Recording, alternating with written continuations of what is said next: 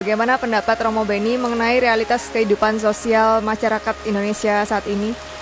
Ya, kalau kita lihat sih realitas masyarakat kita ya, pada dasarnya kan masyarakat kita hidupnya harmonis, menghargai perbedaan. Tapi memang ada kelompok-kelompok kecil intoleran, itu memang sebuah realita. Dan kelompok-kelompok kecil itu semakin mendapat tengkat ketika pemerintah ini kurang tegas dalam mengatasi gerakan-gerakan mereka yang menggunakan kekerasan itu.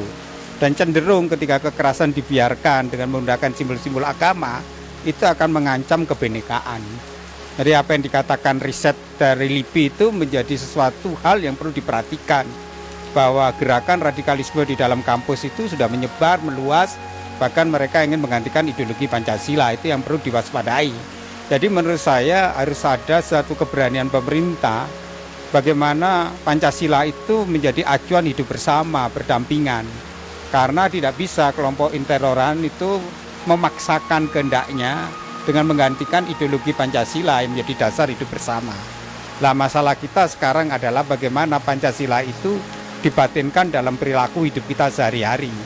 Itu persoalan kita. Jadi Indonesia ke depan memang lagi menghadapi persoalan berdasar, yaitu tentang bagaimana keragaman, bagaimana Pancasila dijadikan acuan kebijakan publik itu. Menurut pendapat Romo, apa yang kira-kira bisa dilakukan oleh SSV? Ya, SSV sebagai gerakan sosial yang meneladani Sentu Pensisius ya, dia harus mampu sekarang menyentuh pelayanannya kepada mereka yang miskin dan tersisih. Nah, untuk menyentuh itu memang SSV harus mengubah paradigmanya. Tidak cukup karitatif, tapi SSV juga harus mampu empowering terhadap orang miskin. Hingga jangan membangun network jaringan dengan menggunakan teknologi komunikasi, setelah SSV bisa mengembangkan karyanya lebih luas, yang sifatnya tidak eksklusif tapi inklusif.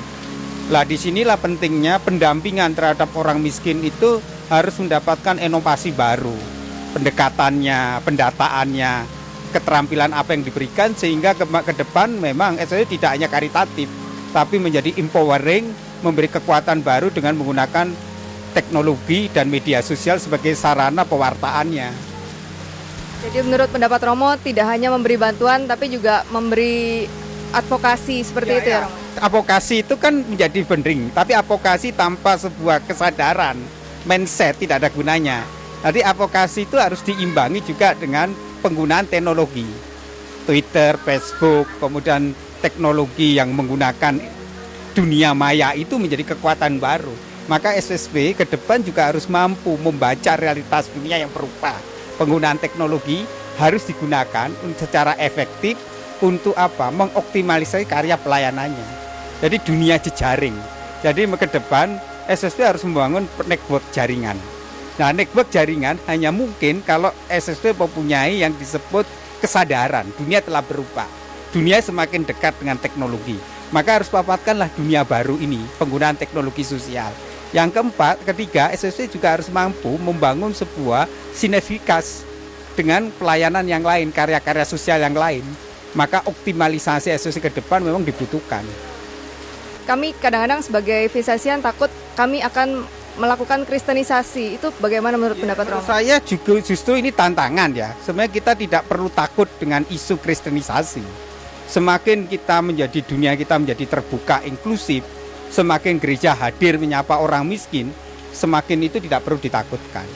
Maka perlu dalam karyanya SSV menggandeng yang lain dengan komunitas agama yang lain, membangun sinergi kerjasama. Nah, maka ke depan memang dibutuhkan kesadaran baru kita untuk menciptakan sebuah karya sosial yang lintas batas. Nah, disinilah kemampuan membangun network jaringan dan mengkomunikasikan dengan teknologi dan media. Jadi menjadi kekuatan. Jadi SSV ke depan dengan tantangan dunia yang berubah, maka gunakanlah teknologi yang tepat guna untuk apa? Untuk mampu menggerakkan kesadaran publik bahwa orang miskin itu memang menjadi tanggung jawab bersama.